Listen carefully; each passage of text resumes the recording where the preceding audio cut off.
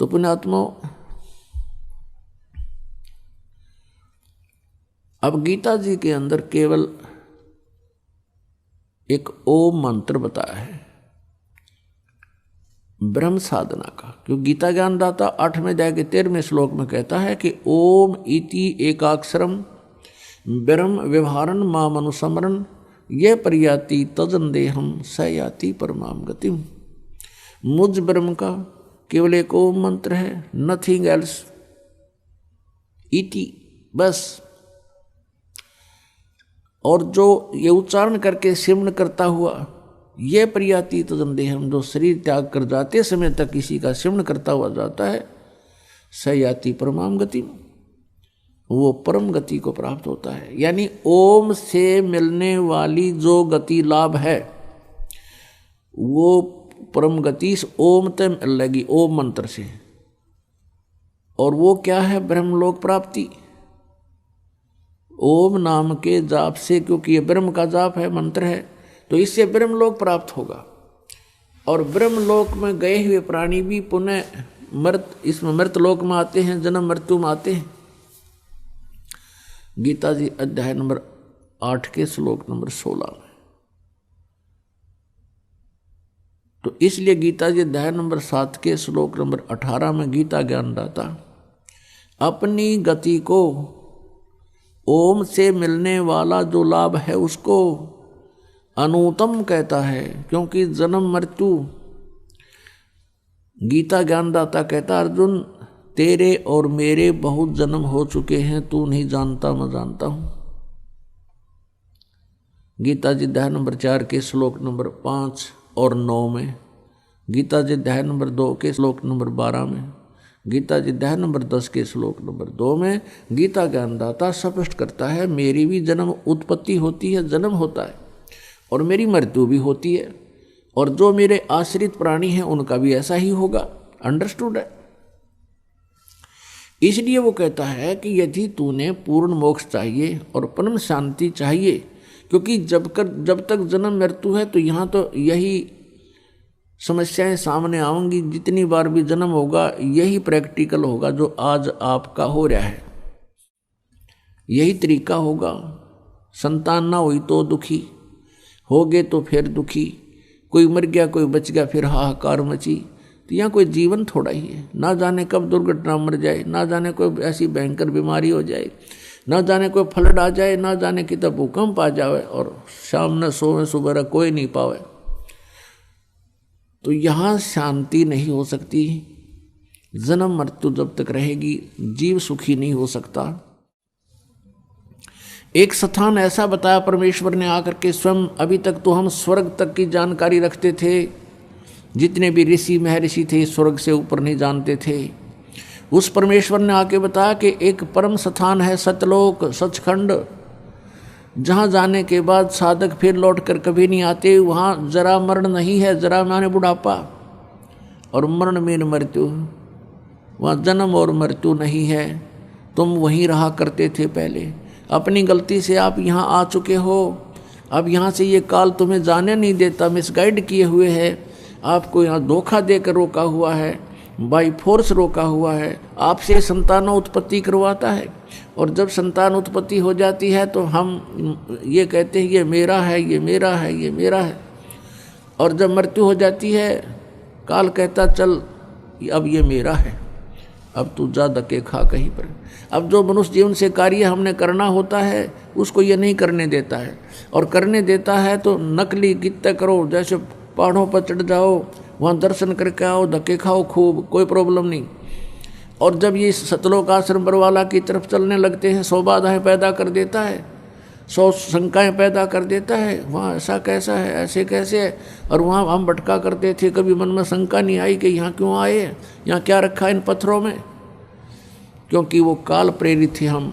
अब दयाल प्रेरित हो गए, परमात्मा की रजा से हम यहाँ पाएंगे। हमने परमात्मा की रजा को बनाए रखना पड़ेगा। उसकी रजा जब तक रहेगी तब तक रहेगी जब तक आप मर्यादा में रहोगे, परमात्मा के नियम को भंग नहीं करोगे तो उनका आपके साथ एक टच बना रहेगा।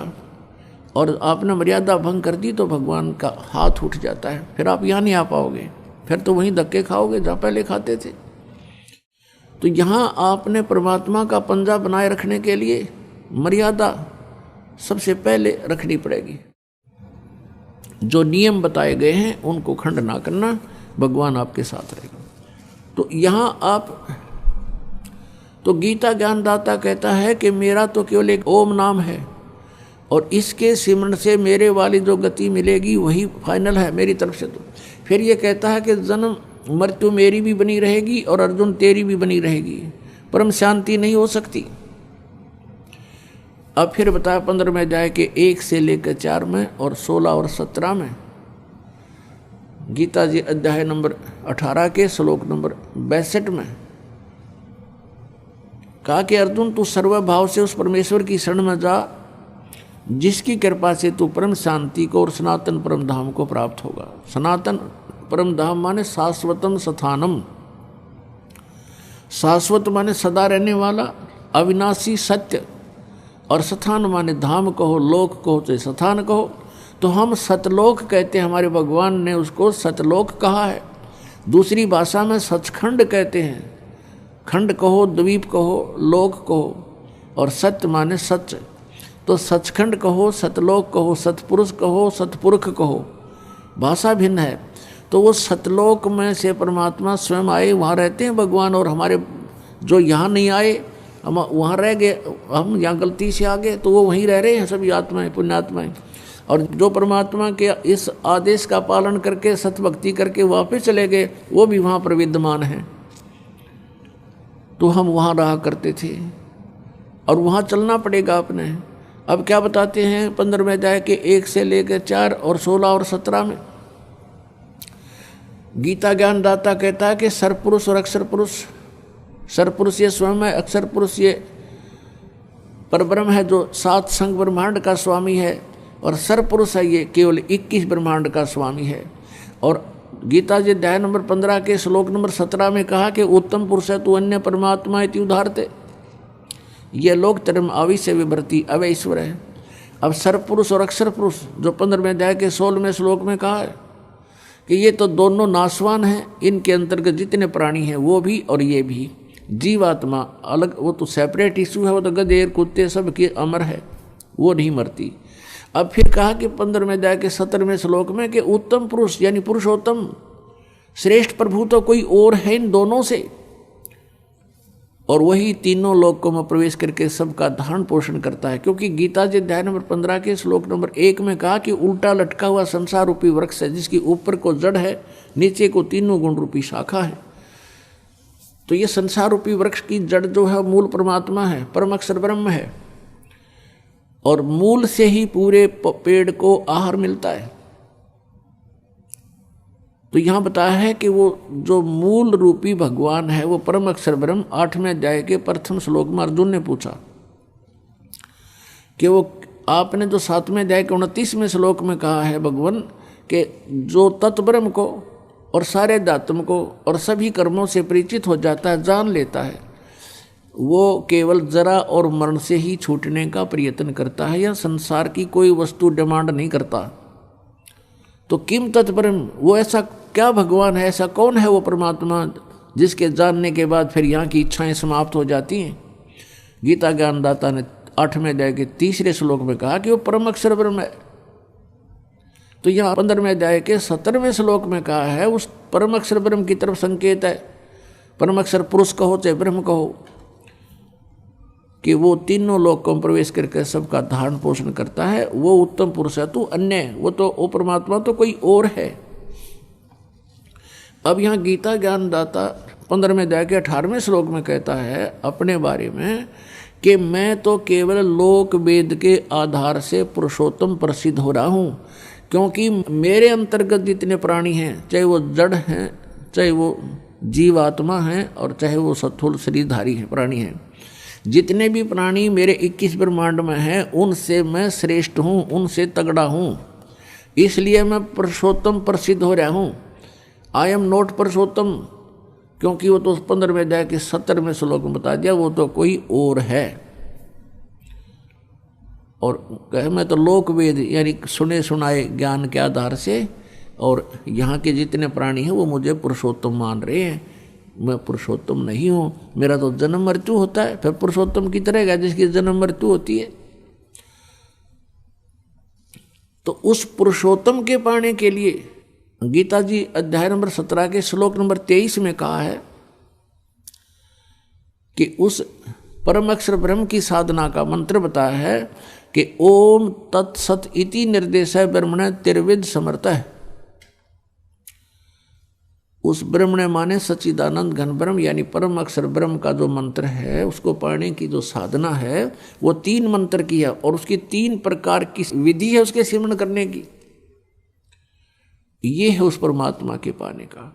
इससे क्या होगा? गीता जी अध्याय नंबर 15 के श्लोक नंबर 1 से 4 में कहा है कि जब तत्वदर्शी संत मिल जा जो उल्टे लटके हुए संसार रूपी वृक्ष के सभी विभागों को बताता है, सवेदवित, वो तत्वदर्शी संत है। तत्वदर्शी संत के मिलने के पश्चात इस अज्ञान रूपी अंधकार को तत्वज्ञान रूपी शस्त्र से काटकर उसके पश्चात परमेश्वर के उस परम पद की खोज करनी चाहिए। गीता जी अध्याय नंबर 15 के श्लोक नंबर 4 में कहा है कि उसके पश्चात परमेश्वर के उस परम पद की खोज करनी चाहिए जहां जाने के बाद साधक फिर लौटकर कभी संसार में नहीं आते, अर्थात उनका पूर्ण मोक्ष हो जाता है। और केवल गीता ज्ञानदाता कहता है केवल उसी की भक्ति करो। अपने आत्माओं कहने का भाव ये है कि हम जो साधना कर रहे हैं ये शास्त्र अनुकूल है या उसके विरुद्ध है, इसको कहाँ से प्रमाणित करें, कहाँ से इसकी तुलना करें। ये सदग्रंथ हैं अपने, जैसे श्रीमद् भगवद गीता और पवित्र 4 वेद, पवित्र श्रीमद् भगवद गीता और पवित्र 18 पुराण और पवित्र 5वां वेद सूक्ष्म वेद परम अक्षर ब्रह्म की वाणी यानी कबीर वाणी, और फिर उन संतों की वाणी जिनको भगवान स्वयं आकर मिले हैं, जो उनका विधान है प्रभु का, उनकी वाणी में जो कुछ लिखा है वो हमारे सदग्रंथ है, वो हमारे शास्त्र हैं। अपने आत्माओं इन शास्त्रों को भी हमने ध्यान से देखना है कि कौन से शास्त्र किस सत्र के हैं। जैसे गीता जी और वेदों में न हरे राम हरे कृष्ण सीताराम राधे श्याम ओम नमः शिवाय ओम भागवते वासुदेव नमः, ये इस तरह कोई मंत्र नहीं है। ना तू ही एक निरंकार, तू मैनू बकस दे, मैं तेरी शरण, ये निरंकारी नाम देते हैं। और ना ये जो स हम ये नाम देते हैं, स हम हंस नाम देते हैं कुछ, यानी ये मनमुखी बकवादे हैं, इनसे कोई लाभ जीव को नहीं होगा। और न ही ये अकाल मूर्त सब स्वरूपी राम सतपुरुष, और न ही ये मंत्र हैं निरंकार ओंकार ज्योत निरंजन सोहम और सतनाम। ये जो नाम हैं, इन 2 मंत्र जो जैसे केवल ब्रह्म की साधना करनी है ओनली ओम मंत्र है, और परम अक्षर ब्रह्म की करनी है तो 3 मंत्र हैं ओम तत्सत। ओम तो सीधा है, सार्वजनिक रखा है ये तो ब्रह्म का, और तत् और सत ये सांकेतिक हैं, गुप्त मंत्र हैं। ये दास बताओगा कोड वर्ड है ये। तो तत् मंत्र ये जैसे गीता जी अध्याय नंबर 15 के श्लोक नंबर 16 और 17 में 3 पुरुष बताए हैं। पुरुष कहो चाहे भगवान कहो, प्रभु स्वामी कहो। एक सरपुरुष ये तो ब्रह्म है, इसका ओम मंत्र है ओम तत्सत में, और दूसरा अक्षर पुरुष है जिसको परब्रह्म कहते हैं, जो 7 संग ब्रह्मांड का स्वामी है। जो 7 संग ब्रह्मांड का स्वामी है वो अक्षर पुरुष है, उसका मंत्र ये तत् है। और जो सत मंत्र है ओम तत्सत में, वैसे ये तत् सांकेतिक है, सीधा नहीं ओम तत्सत ओम तत्सत ये जाप नहीं करने का ऐसे। अब सत जो मंत्र है वो भी सांकेतिक है, इसका अन्य एक मंत्र है, ये है परम अक्षर ब्रह्म का, ये उस परम पिता का मंत्र है। तो इन तीनों की ही मजदूरी करनी है हमने, साधना करनी। साधना मीन मजदूरी, तो इन तीनों की साधना करनी है।